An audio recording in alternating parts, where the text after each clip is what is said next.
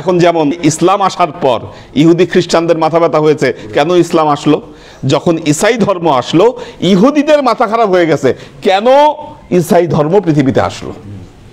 সে এমন এমন হুকুম লিখে দিল যেটা একটার চাইতে আরেকটা পুরাপুরি বিপরীত, একটার চাইতে আরেকটা পুরাপুরি বিপরীত। এইভাবে সে এক একজনকে এক একটা হুকুম আহকাম লিখে দিতে শুরু করলো। কাউকে বলল মসজিদে প্রার্থনা সবাই মিলে করা উত্তম, আবার কাউকে বলল না, প্রার্থনা করতে হবে গোপনে গোপনে, মসজিদে করা যাবে না। কাউকে বলল রবিবার প্রার্থনা করতে হবে, কাউকে বলল না, রবিবার প্রার্থনা করা গুনাহ, শনিবার করতে হবে। কি এইভাবে 12 জনকে 12 তত্ত্ব দিয়ে 12টা কিতাব সে লিখে দিল। এখন খ্রিস্টানদের নাসারাদের নেতা চলে গেছে, শিষ্যরা আছে। এখন 12 জন শিষ্য যখন একসাথে বসেছে, 12 জনের 12 মত, লাগছে মারামারি, কার মত ঠিক আর কার মত ব্যাঠিক কি কেউ কোনো লাইনে আসতে পারছে না। মারামারি করতে করতে ঈসাই ধর্ম শেষ। আজকে ইসলামে কি হয়েছে? আজকে ইসলামের দিকে তাকান, কি ইসলামের কি অবস্থা? করলো কারা? করেছে কারা? দেখেন, করিয়েছে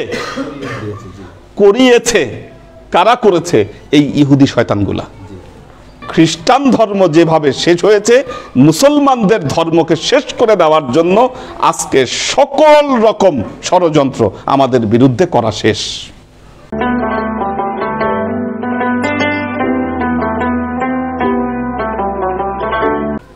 মওলানা রুমি একটি ঘটনা বলেছেন।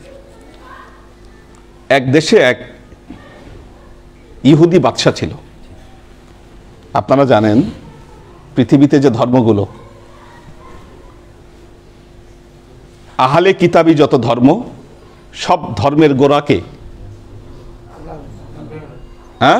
ইব্রাহিম আলাইহিস সালাম, মিল্লাতে ইব্রাহিম থেকেই এই আহলে কিতাবী ধর্মের শুরু। মিল্লাতা আবিকুম ইব্রাহিম হুয়া সাম্মাকুমুল মুসলিমিন। হযরত ইব্রাহিম আলাইহিস সালামের দুই ছেলে, একজন হলো ইসমাইল, একজন হলো ইসহাক। ইসমাইল আলাইহিস সালামকে তিনি নির্বাসন দিলেন আরবের মরুপ্রান্তরে, আর হযরত ইসহাক রাজপ্রাসাদে তিনি বড় হচ্ছেন। হযরত দুগ্ধবস্থ অবস্থায় দিয়ে আসছে ওই আরব দেশে। আর ইয়া তো বিয়ে করছে, মিশরের বাদশার মেয়েকে বিয়ে করছে, সেই ঘরের সন্তান, কাজেই সে বাদশাহী পরিবেশে ওইদিকে হযরত ইসহাক আলাইহিস সালাম বড় হচ্ছে। হযরত ইসহাক আলাইহিস সালামের ছেলের নাম কি? ইয়াকুব। হযরত ইসহাক আলাইহিস সালামের ছেলে হচ্ছে ইয়াকুব। ইয়াকুবের আরেকটি নাম ছিল না, ইসরা। কাজে ইয়াকুব আলাইহিস সালামের যে সন্তান তাদেরকে বলা হয় বনি ইসরাইল। ইয়া বনি ইসরাইল আযকুরু নি'মাতি আল্লাতী আন'আমতু আলাইকুম। এভাবে যত জায়গায় সম্বোধন করা হয়েছে, সম্বোধন সব হচ্ছে হযরত ইয়াকুব আলাইহিস সালামের বংশধর। হযরত ইয়াকুব আলাইহিস সালামের কয় সন্তান? 12 সন্তান। ইন্নী রাআইতু ফিল মানামি না আহাদা আশারা কাওকাবান। হযরত ইউসুফ আলাইহিস সালাম বলতেছে তার পিতার কাছে, আমি স্বপ্নে দেখলাম 11টা তারা এবং চন্দ্র সূর্য আমাকে সিজদা করছে। রাআইতুমুহুম লি সাজিদিন, তারা আমাকে সিজদা করছে। তার মানে ওই 11টা মানে 11 ভাই, ইউসুফ আলাইহিস সালাম একজন, মোট 12। তাহলে হযরত ইয়াকুব আলাইহিস সালামের 12 সন্তান ছিল। বড় সন্তানের নাম ছিল ইয়াহুদা, ছোট সন্তানের নাম হলো ইউসুফ। আল্লাহ এই 12 সন্তানের মধ্যে ইউসুফ আলাইহিস সালামকে নবুয়াত দান করেছিলেন। পরবর্তীতে নবুয়াত ভাগ হয়ে গেছে।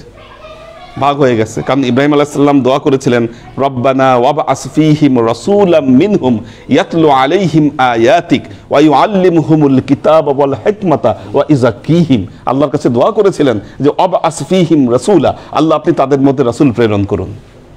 যে কারণে পরবর্তী যত আহলে কিতাবী নবী, কি হযরত মুসা আলাইহিস সালাম, দাউদ আলাইসাল্লাম, সুলাইমান আলাইসাল্লাম, ইউনুস আলাইসাল্লাম, আইয়ুব আলাইসাল্লাম, হ্যাঁ, যত নবী সব আসছে এই হযরত ইসাকের ধারায়, হযরত ইসাকের ধারায়।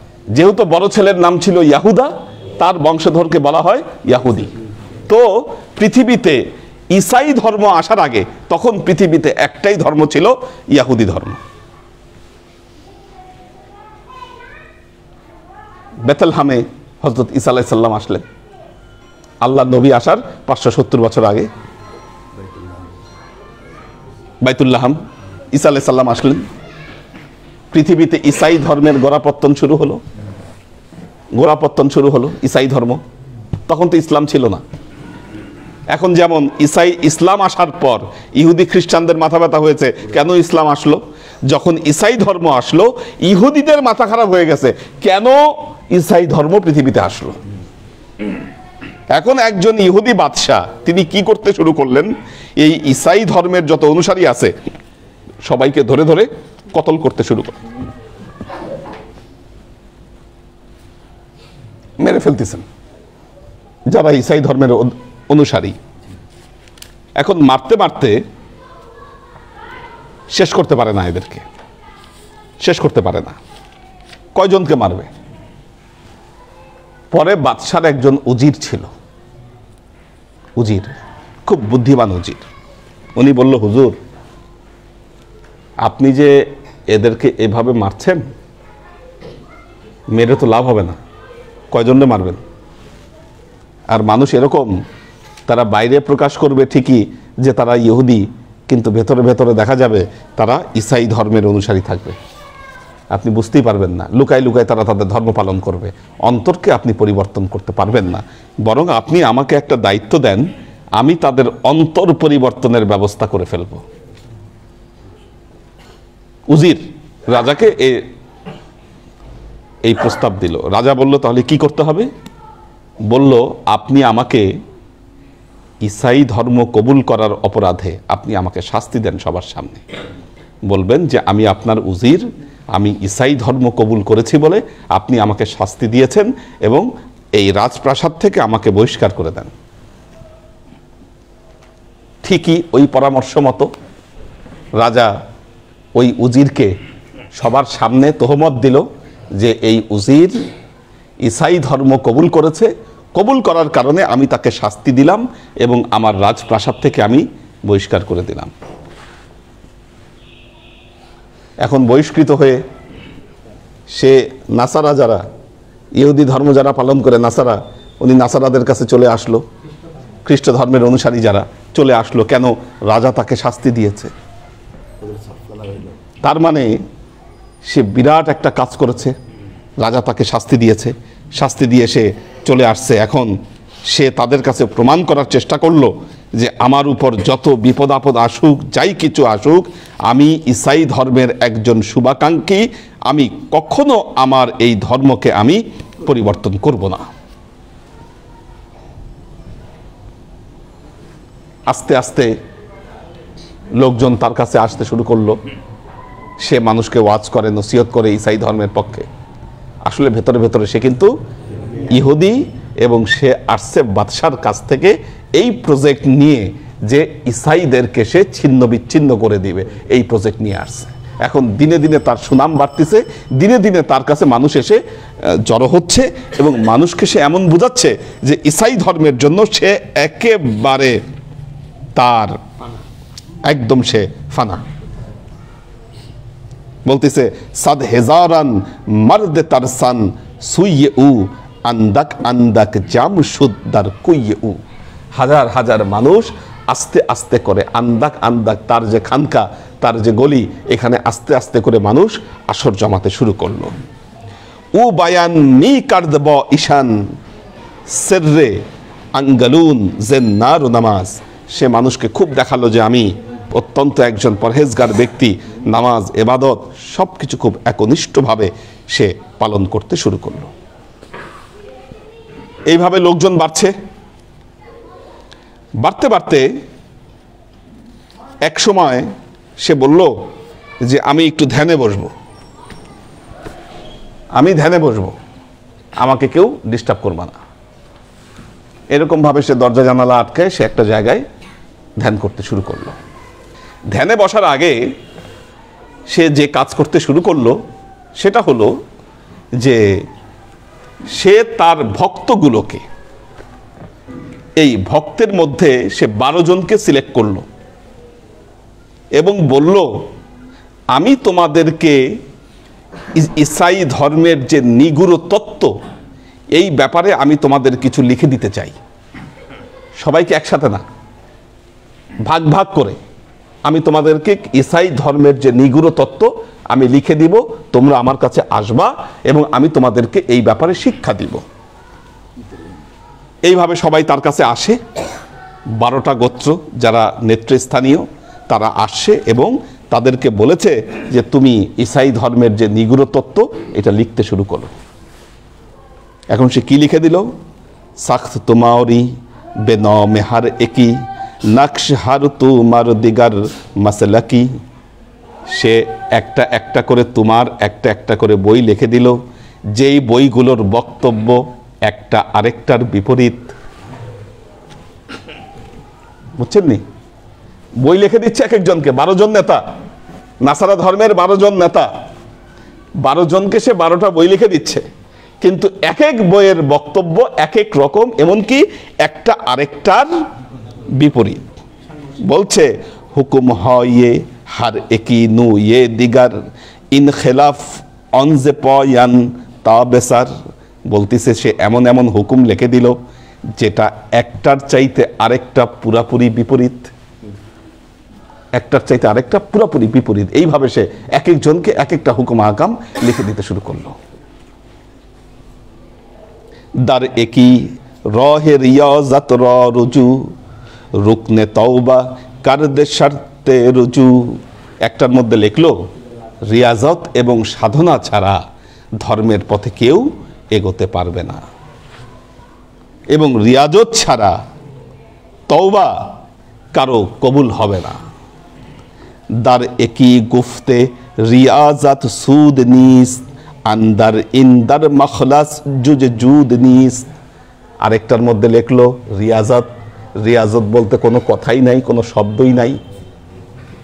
কি একটার মধ্যে লিখলো রিয়াজতই হচ্ছে ধর্মের মূল তত্ত্ব এবং রিয়াজত ছাড়া তওবা কারো কবুল হবে না। আরেকটার মধ্যে সে লিখে দিল যে রিয়াজতে আসলে এটার কোনো মূল্যই নাই। এই রিয়াজত যারা করে অযথা অসার তারা সময় নষ্ট করছে। দার একি গুফতে কে জু অজুদে তু শেরক বসাদ আডতু ব মাবুদে তু। আরেকটাতে বলল এই যে ধ্যান করা, আল্লাহর জিকির করা, এটা এক ধরনের আল্লাহর কোনো একটা তাসবির কল্পনা করা, এটা আসলে শিরক, এটা শিরক। জুজে তাওয়াক্কুল জুজে কে তসলিমে তামাম দরগামে রহাত হামে মাকর আস্তদাম। বলতেছে তাওয়াক্কুল ছাড়া আর বাকি সব যা আছে এগুলা হচ্ছে সব একটা ধোঁকা মানুষের জন্য। এইভাবে এক একজনকে 12টা বর্ণনা এখানে আছে। কাউকে বলল মসজিদে প্রার্থনা সবাই মিলে করা উত্তম, আবার কাউকে বলল না প্রার্থনা করতে হবে গোপনে গোপনে, মসজিদে করা যাবে না। কাউকে বলল রবিবার প্রার্থনা করতে হবে, কাউকে বলল না রবিবার প্রার্থনা করা গুনাহ, শনিবার করতে হবে। কি এইভাবে 12 জনকে 12 তত্ত্ব দিয়ে 12টা কিতাব সে লিখে দিল। লিখে দেওয়ার পর তারপর সে ধ্যানে বসছে, আর সে তার ভক্তদের সাথে দেখা করে না, কোনো কথাই বলে না। 40 দিন পর সে বের হয়েছে এবং সে তার ভক্তদেরকে বলল, আমার সাথে হযরত ঈসা আলাইহিস সালামের কথা হয়েছে। হযরত ঈসা বলেছে যে আমি তোমার রিয়াজত এবং সাধনায় আমি এমনই খুশি যে তুমি 4র্থ আসমানে আমার কাছে চলে আসো, তোমার আর দুনিয়ায় থেকে কোনো কাজ নাই। তো আমি কয়েকদিনের মধ্যেই চলে যাব ওখানে। তারপর সুযোগ বুঝে সে পালায়ে ওই যে ইহুদি বাদশাহ আছে এই বাদশার কাছে ফিরে আসলো এবং বলল, হুজুর আমি কাম যেটা সেরে আসছি, আমি সেরে আসছি। এখন খ্রিস্টানদের নাসারাদের নেতা চলে গেছে, শিষ্যরা আছে। এখন এই 12 জন শিষ্য যখন একসাথে বসেছে, 12 জন শিষ্য যখন একসাথে বসেছে, 12 জনের 12 মত, লাগছে মারামারি। কার মত ঠিক আর কার মত ব্যাঠিক কি কেউ কোনো লাইনে আসতে পারছে না। মারামারি করতে করতে ঈসাই ধর্ম শেষ। আপনারা জানেন যে তাওরাতের উপরে কি নিউ টেস্টামেন্ট এমনভাবে লিখেছে, কোনটা আসল তাওরাত কোনটা আসল ইঞ্জিল খুঁজে পায়নি। শেষ পর্যন্ত একটা বর্ষা দাঁড় করিয়ে তারা চিন্তা করেছে যে আমরা এই যে আমাদের যে ইঞ্জিলগুলো, আমাদের লেখা যে কিতাবগুলো আমরা উপরে মারবো, যেটা বর্ষার আগায় যেটা লাগবে বুঝতে হবে যে সেটাই আসল ইঞ্জিল। কি এইভাবে একটা তারা সিলেকশন করার চেষ্টা করেছে, কিন্তু ধর্ম শেষ। আজকে ইসলামে কি হয়েছে? আজকে ইসলামের দিকে তাকান, কি ইসলামের কি অবস্থা? করলো কারা? করেছে কারা? দেখেন, করিয়েছে কারা করেছে? এই ইহুদি শয়তানগুলা। আপনারা জানেন আইএসের প্রধান খলিফা আল বাগদাদি, কি খলিফা আল বাগদাদি, সে ইহুদি বংশভূত, এবং মার্কিন পররাষ্ট্রমন্ত্রী, মার্কিন প্রতিরক্ষা মন্ত্রী এবং এই যে ইহুদিদের যে নেতা, এরা যে একসাথে বসে মিটিং করেছে, কি এই মিটিংয়ের ছবিও আছে।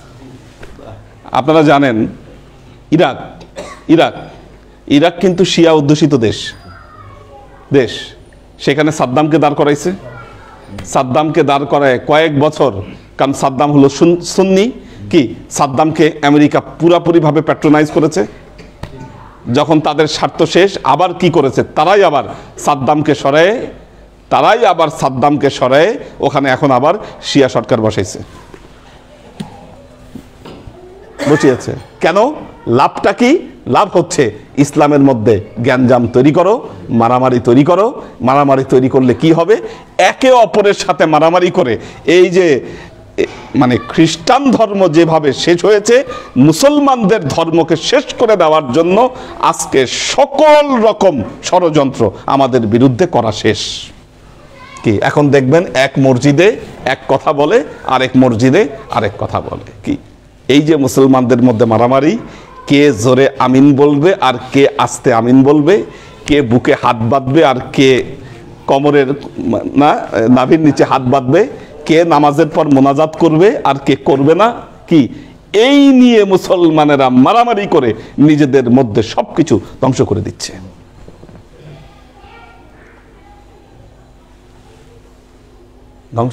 সব নিয়ে মিলাদের সময় কিয়াম করবে কি করবে না, বসে মিলাদ করবে না, কি করে করবে, এই সমস্ত সিলি বিষয় নিয়ে আজকে মুসলমানদের মধ্যে এই মারামারি কারা লাগাইছে বলেন? কারা? এই ইহুদি এবং খ্রিস্টানদের চর্যারা, তারা আজকে আমাদের মধ্যে এই মারামারি হুড়াহুড়িগুলো লাগিয়েছে। মৌলানা রুমি তারপর যে উদাহরণ দিয়েছেন, তিনি বলেছেন পবিত্র কোরআনে আল্লাহ ঈসা নবীর প্রশংসা করছে কিনা?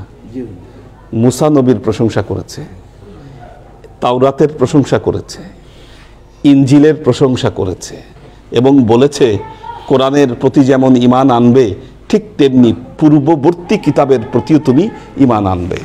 কি তাওরাত এবং ইনজিলে আমাদের নবীর সুসংবাদ দেওয়া হয়েছে, আমাদের নবীর প্রশংসা করা হয়েছে। ধর্মে ধর্মে যদি এত ভেদাভেদ না থাকে, যদি আমাদের কোরআন এত উদার হয়, আমরা সে উদারতায় আসতে পারছি না কেন? আমাদের উদারতা আজকে এমন পর্যায়ে চলে গেছে যে আমরা একজন আরেকজনকে সহ্য করতে পারছি না।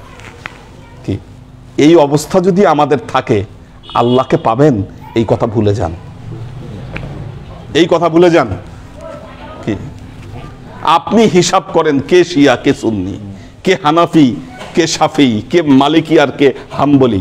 আপনি যদি এই হিসাব করেন, আল্লাহর গন্ধ পাবেন, এইটা আপনি ভুলে যান, ভুলে যান। তাহলে কি করতে হবে? এগুলো সব কিছুর ঊর্ধ্বে নিজেকে এক আল্লাহর বান্দা হিসাবে নিজেকে প্রমাণ দিতে হবে। কোনো উপায় নেই বাঁচার। আজব ব্যাপার, আজকে আমাদের মসজিদগুলো ভাগ হয়ে গেছে। কি দেখবেন, মসজিদগুলো ভাগ আছে, শিয়া মসজিদ আছে আলাদা, আহলে হাদিস মসজিদ আছে আলাদা, কি কাদিয়ানি মসজিদ আছে আলাদা, ওয়াহাবি মসজিদ আলাদা, সুন্নি মসজিদ আলাদা। কোথায় যাচ্ছি আমরা? একই রাস্তায় আমরা হাঁটতেছি, একই পথে আমরা হাঁটতেছি।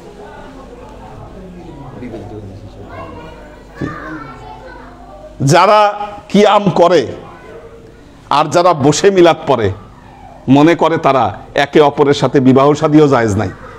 কি বিবাহ শাদীও জায়েজ নাই? কিছু কিছু মাওলানা আছে দেখেন, খালি কাফের ফতোয়া দিতেই আছে, কাফের কাফের কাফের, সব কাফের, এ কাফের, ও কাফের, ও কাফের। কি কাফের শব্দ বলতেও কোনো কষ্ট অনুভব হচ্ছে না, কাফের বানায় দিচ্ছে সবাইকে। কোথায় আছি আমরা? একই যাত্রায় আমরা সামিল হচ্ছি। আল্লাহর আশিক ও সালেক বৃন্দ, সত্যি যদি আল্লাহর সন্ধান পাইতে চান, আপনাকে এই রেশারেশি, এই হুড়াহুড়ি থেকে আপনাকে বের হতে হবে, বের হতে হবে। দেখেন, আমরা কি এইভাবে ভাবতে পারি না? এইভাবে আমরা ভাবতে পারি কিনা? আল্লাহ মানুষকে কেন সৃষ্টি করেছেন? কেন? কোরআন কি বলে? ওমা খলাকতুল জিন্না ওয়াল ইনসা ইল্লা লিয়াবুদুন। আমি মানুষ এবং জিন সৃষ্টি করেছি কেন? আমার ইবাদতের জন্য, বন্দেগীর জন্য না? আচ্ছা, কথাটা যদি আমি এভাবে বলি, আমি মানুষ এবং জিন সৃষ্টি করেছি আমার মনোরঞ্জনের জন্য, কি ভুল হবে? বলেন, ইবাদতটা কি? আল্লাহর মনোরঞ্জনের চেষ্টা, তাই তো? আমরা ইবাদতে কি করতেছি? আল্লাহর প্রশংসা করছি, কি বা কোন একটা সিস্টেম ফলো করে আমরা তার বন্দেগী করছি। এখন আপনি মানুষ, আপনার মনোরঞ্জন করতে গেলে আপনার কখনো পোলাও ভাল লাগে, কখনো চাইনিজ ভাল লাগে, আবার কখনো পান্তা ভাত খাইতে চান, কি ভ্যারাইটিস খাবার আপনার ভাল লাগে, এক খাবার ভালো লাগে না। কি এক খাবার ভালো লাগে না? এক গান মানুষের বেশি শুনতে ভালো লাগে কয়দিন? এক এক রকম মানুষ খুঁজে। কি এখন আল্লাহ আমাদেরকে দিয়ে তার মনোরঞ্জন করাবে। আল্লাহ কি চায় না একটু ডিফারেন্ট ওয়েতে মানুষ মনোরঞ্জন করুক? কি এতে কি কোনো সমস্যা আছে? আপনার কাছে কেন এত সমস্যা লাগে? আপনার প্রবলেমটা কোথায়? প্রবলেম হলো আপনার অন্তরে, গোরামিতে। আপনি পরমতকে সহ্য করতে পারছেন না। আল্লাহ তার কালামে পাকে এটি বলেছেন, অমাখতালাফু, তারা ইখতিলাফ করে নাই। কেন? ইল্লা বাগয়াম বাইনাহুম, তারা আসলে চেয়েছে একে অপরকে ডমিনেট করতে, নিজের মতকে প্রতিষ্ঠা করতে চেয়েছে। নিজের যে নফসের গরম, এই নফসের গরমের জন্য নিজেকে সে শ্রেষ্ঠ করতে চেয়েছে, আর এই শ্রেষ্ঠ করতে গিয়ে বাকি সবাইকে সে অবদমিত করার চেষ্টা করেছে। কি ফলাফল এটা? আপনি কেন আল্লাহর কাছে কোনটা ভালো লাগছে, কি কারণে আল্লাহ কাকে ভালোবাসছে, এটা আমরা বলতে পারি না। আপনি আপনারটা করেন, কিন্তু মানুষের উপর হাত দিতে গিয়ে আপনি আপনার নিজের রিয়াজত, নিজের সাধনা আপনি নষ্ট করে ফেলছেন।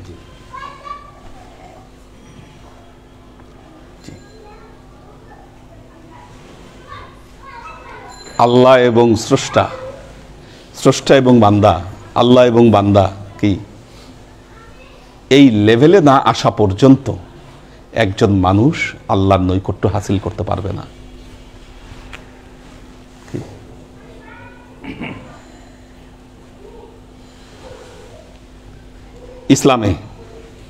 ইসলামে দেখেন,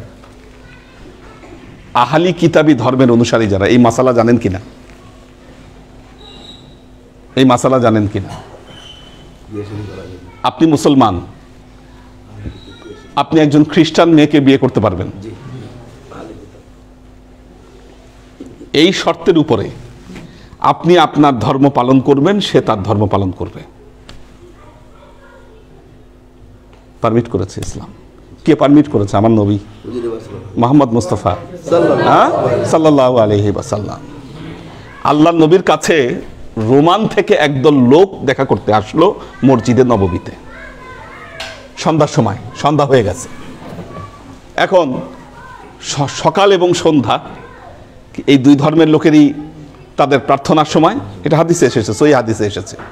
আল্লাহ নবীর সাথে দেখা করতে আসছে, কোথায়? সন্ধ্যার সময় আসে দেখা করতে। এই সময় তাদের প্রার্থনার সময় হয়ে গেছে, মসজিদে নববীতে আজান হয়েছে, নবী নামাজ পড়বেন।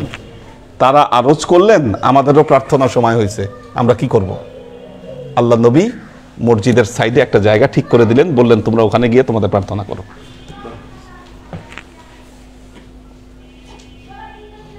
করো, ওখানে গিয়ে তোমরা তোমাদের প্রার্থনা করো।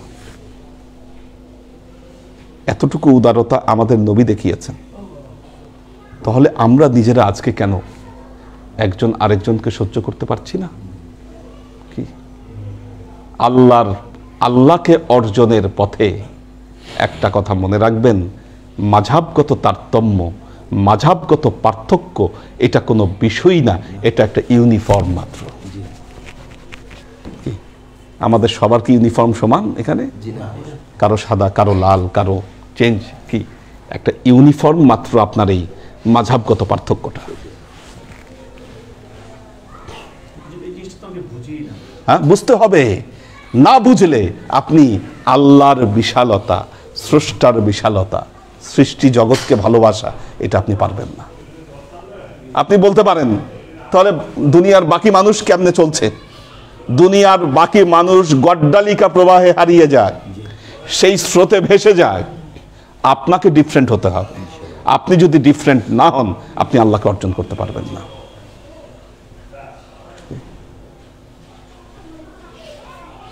আপনি আল্লাহকে অর্জন করতে পারবেন না। এই জন্য সব কিছুর উপরে আপনার হৃদয়কে, আপনার অন্তরকে, আপনার কল্পকে আল্লাহর কাছে উপস্থাপন করতে হবে, উপস্থাপন করতে হবে। দেখেন, যারা এই তত্ত্ব না বুঝে এই সমস্ত আহামকগুলা, দেখবেন কিছু আহামক ওয়াজ করে। কি ওয়াজ করে? আমাদের নবীজির আব্বা জাহান্নামে যাবে, নাউজুবিল্লাহ। কেন? ওনারা ইসলামে, আরে ততদিনে কি ইসলাম ধর্ম আসছে পৃথিবীতে? সেই মাসালা কত বড় আহাম্মক আপনি চিন্তা করে দেখেন। আহাম্মকের কতটুকু পর্যায়ে আসলে এটা হতে পারে। আল্লাহর আশেক ও সালেক বৃন্দ যুগে যুগে যুগে যুগে বহু ব্যক্তিবর্গ, বহু ফেমাস ব্যক্তিবর্গ, আমরা জানি না আসলে তারা নবী ছিলেন কিনা বা তারা নবী ছিলেন না কিনা, আমরা বলতে পারি না। কোরআনে আমরা কয়জন নবীর নাম পাচ্ছি? 25 জন নবীর নাম পাচ্ছি। অথচ আল্লাহর নবী বলে গিয়েছেন নবীর সংখ্যা প্রায় 1,24,000 পয়গম্বর, তার মধ্যে 25 জন নবীর নাম আমরা মাত্র জানি। এজন্য মহান ব্যক্তিবর্গ কারা নবী ছিল কারা ছিল না আমরা বলতে পারি না, আমরা বলতে পারি না। কিন্তু নবীর পরিবার তারা আজীবন তারা হানিফ সম্প্রদায়ের লোক ছিলেন, একত্ববাদে বিশ্বাস করতেন, একেশ্বরে বিশ্বাস করতেন। তারা কি তখন হয়তো আমাদের এই সিস্টেমে নামাজ ছিল না, কি কিন্তু তাদের প্রার্থনা তো ছিল, তারা আল্লাহর কাছে প্রার্থনা করতেন, তাদের ভাষায় করতেন, তাদের ভাষায় করতেন। দেখেন মাসলাগত পার্থক্য কতটা ঠুনকো, আপনি চিন্তা করে দেখেন কতটা ঠুনকো। যেমন যেমন উদাহরণ দেই,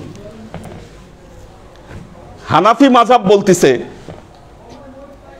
ইমাম যখন কোরআন তেলাওয়াত করবে তার পেছনে তেলাওয়াত করা যাবে না। ফাইজা কুরিয়াল কুরআনু ফাসতামিউ লাহু ওয়া আনসিতু, এটা ইমাম আবু হানিফার মাসালা, যে যখন একজন ইমাম সাহেব যখন তেলাওয়াত করবে পিছনে পেছনে তুমি তেলাওয়াত করবা না।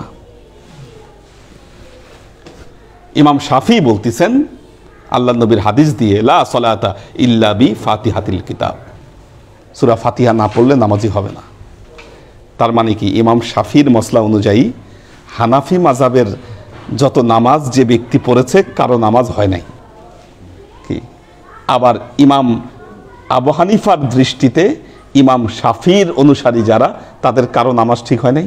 কি সূরা ফাতিহা পড়ার কারণে, কারণ পড়া যাবে না সূরা ফাতিহা। কি আর উনি বলছেন সূরা ফাতিহা পড়লে নামাজ হবে না। আপনি বলেন আল্লাহ কারটা কবুল করবে আর কারটা রিজিক করবে, এই দলিল প্রমাণ আপনি দিতে পারেন? বলেন, নিশ্চয়তা দিতে পারেন আপনি? তালাকের মাসালা, কি তালাকের মাসালা, একদল বলেছে এক বৈঠকে যদি কেউ 3 তালাক দেয় 3 তালাক হয়ে যাবে। আরেক দল আলেম বলেছেন না, এক বৈঠকে 3 তালাক হবে না, 1 তালাকই হবে। 100 তালাক দিলেও 1 তালাক হবে, এক বৈঠকে 1 তালাকের বেশি হবে না। এইভাবে 3 তালাক দেওয়ার সুযোগ আছে। এখন যার মতে এক বৈঠকে 3 তালাক হয়ে গেছে, এটার ফেরানোর কোনো উপায় নাই, কিন্তু আরেকজনের মতে যেহেতু 1 তালাক প্রযোজ্য হয়েছে, এখন ওনারা কি করলেন, ওই স্বামী স্ত্রীকে ওই মসলা অনুযায়ী মিলাই দিলেন। এখন হানাফি মাযহাবের দৃষ্টিতেই ওই যে মিলাই দেওয়া হলো এক বৈঠকে 3 তালাকের পরেও, হানাফি মাযহাবের মতে ওই মিলন কি বৈধ হলো? না, বৈধ হলো না, কিন্তু অপর পক্ষের মতে ওটা বৈধ হলো। তাহলে ওই মিলনের পর যে সন্তান হলো, হানাফি মাযহাবের মতে কি ওটা হারামজাদা, কি আর ওই মাযহাবের মতে ওইটা হালালজাদা। কি আল্লাহর কাছে ফয়সালা কোনটা হবে আপনি নিশ্চয়তা দিতে পারেন? এগুলা ঠুনকো ব্যাপার, এগুলা ঠুনকো ব্যাপার। কি আল্লাহ কোনটা নিবে? আতিউল্লাহ ওয়া আতিউর রাসূল ওয়া উলি আমরি মিনকুম, তোমাদের উলে আমরে মিনকুম যেটা বলে সেটা তোমরা পালন করো।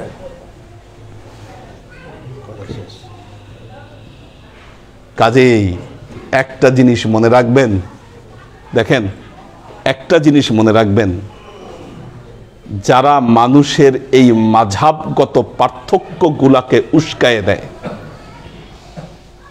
আজকে দেখবেন মাহফিল গুলাতে গেলে কি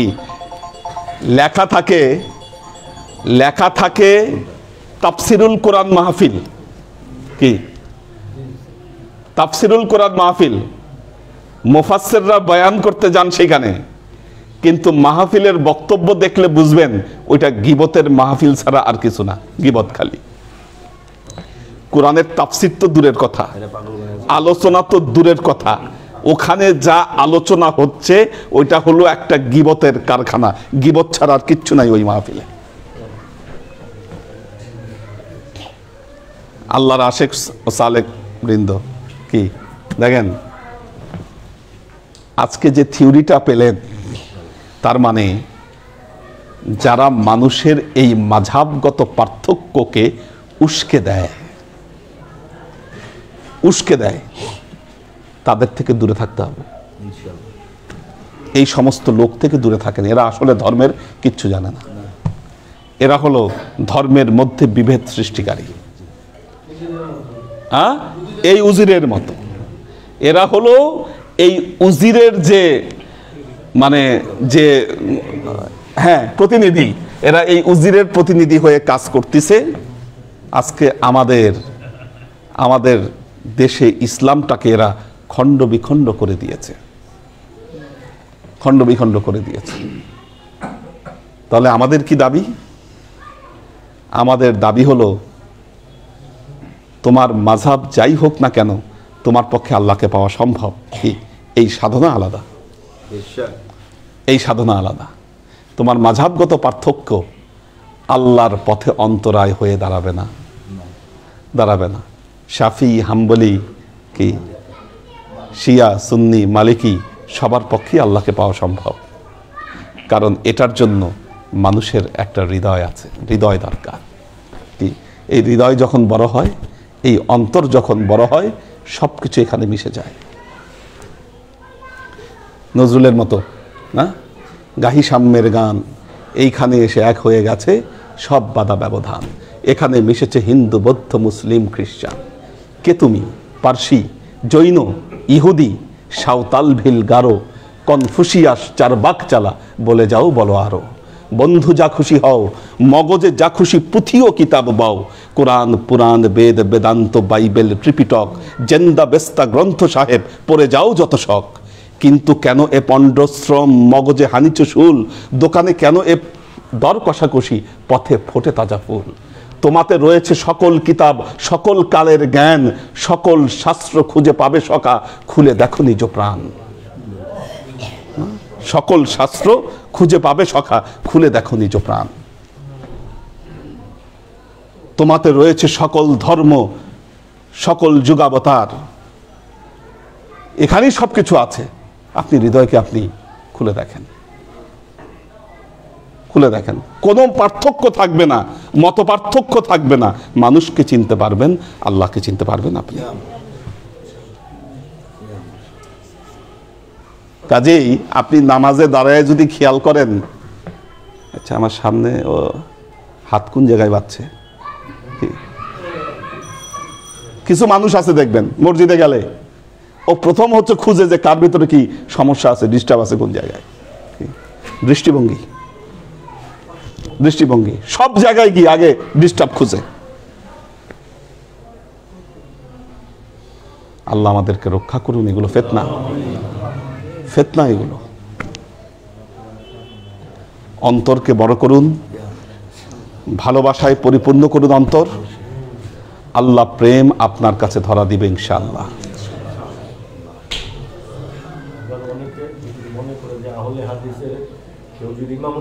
হ্যাঁ, এগুলা এই যে এই ধারণাগুলা, এগুলা হচ্ছে ওই যে ওই উজিরের প্রতিনিধিরা আমাদের ভেতরে ঢুকিয়েছে। হ্যাঁ, এরাই ঢুকাইছে আমাদের মধ্যে।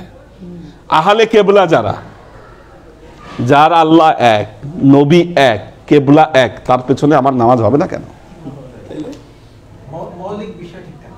মৌলিক বিষয় ঠিক থাকলে, আল্লাহ ঠিক আছে, রাসূল ঠিক আছে, কেবলা ঠিক আছে, আমাদের কোরআন তেলাওয়াত করেছে, নামাজ পড়ছে, কি তার পিছনে ইক্তেদা করতে আমার কোনো সমস্যা নেই। নামাজ হবে না এই মাসালা যদি কেউ দেয়, এটা হচ্ছে ওই যে সমস্যাওয়ালা, সমস্যাওয়ালা। এই চলতেছে সারা পৃথিবীতে ধর্মচর্চার নামে, ধর্মচর্চার নামে এই চলতেছে। আমাদের দেশে বলেন, গ্লোবালি বলেন, একতার কথা কেউ বলে না। বলে গেছেন রুমি, মনের ধর্ম। হ্যাঁ, কিন্তু এই জায়গাটাকে টাচ করেছেন মৌলানা রুমি। বের হতে হবে এখান থেকে মানুষকে। না, যারা এটা নিয়ে, কারণ হচ্ছে যে মাঝ পর্যায়ে নিজের স্বার্থকে জিইয়ে রাখার জন্য মানুষ তার এই যে রীতিনীতি, রসম রেওয়াজ যেটাকে সে প্রতিষ্ঠা করেছে, সে সেটাকে ধরে রাখার জন্য আপ্রাণ চেষ্টা করছে, এবং সে প্রমাণ করতে চাচ্ছে এটাই একমাত্র সঠিক ধর্ম, বাকি সব বাতিল। এটাই সহি। দেখবেন সহি কথাটা বলে, আবার বলে সহি আকীদার কথা। কি সহি আকীদা? সহি আকীদা মানে বাকি সব আকীদা বাতিল। বুঝছেন? সহি আকীদাই মানে খালি আমার আকীদাই সহি, আর বাকি যত আকীদা আছে সব বাতিল আকীদা। এখান থেকে বের হতে হবে আমাদেরকে। আল্লাহ এবং বান্দা, আল্লাহ এবং বান্দা, এর বাহিরে কি আপনি আছেন? মুর্শিদ আপনার পথ প্রদর্শক। তিনি আল্লাহর কোনো সিম্বলও না।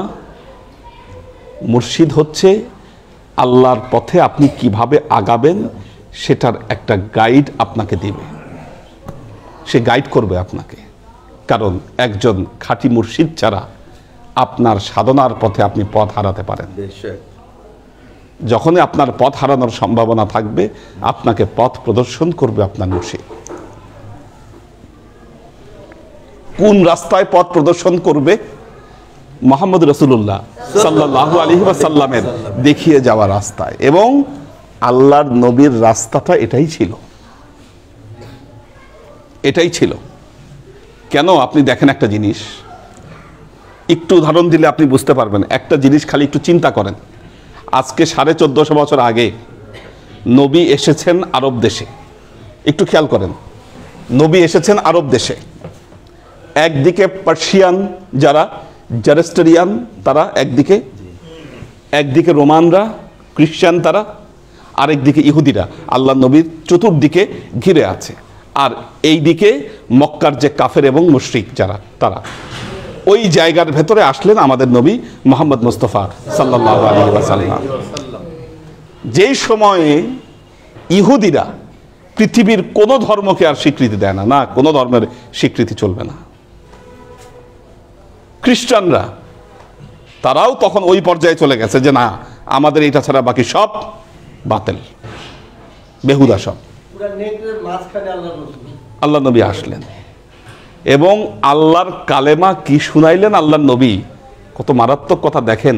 বললেন ওয়াল্লাযীনা ইউমিনুনা বিমা উনজিলা ইলাইকা ওয়া মা উনজিলা মিন ক্বাবলিক ওয়া বিল আখিরাতি হুম ইউকিনুন। এত বড় উদার কথা ওই সময়ে কোন ধর্মের মানুষ শোনাতে পেরেছে? বলেছে আপনার উপর আমি যে অবতীর্ণ করেছি এর উপরে যারা বিশ্বাস স্থাপন করবে এবং পূর্ববর্তী অবতীর্ণ সকল কিতাবের উপর যারা বিশ্বাস স্থাপন করবে। কি আল্লাহ তার নবীকে বলেছেন পূর্বের নবী রাসূল কাউকে গালি দিবেন না, তাদের খোদাকে গালি দিবেন না, তাহলে তারা আপনার খোদাকে গালি দিবে। কি বারবার আল্লাহ কোরআনে এই কথাটা বলেছেন। কি এত বড় উদারতা কোন ধর্মের মানুষ দেখাতে পেরেছে?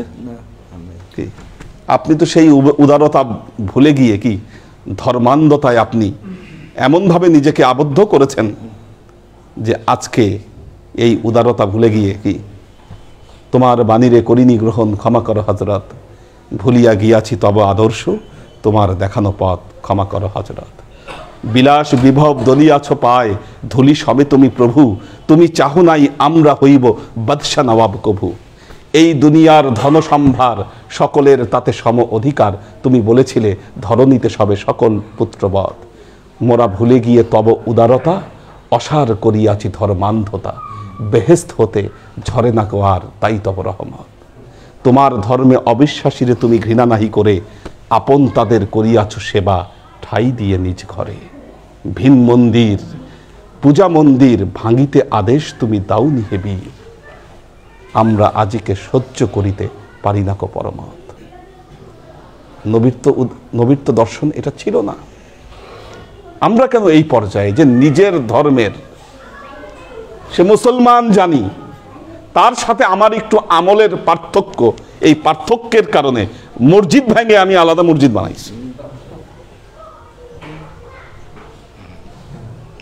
আলাদা মসজিদ বানাইছি।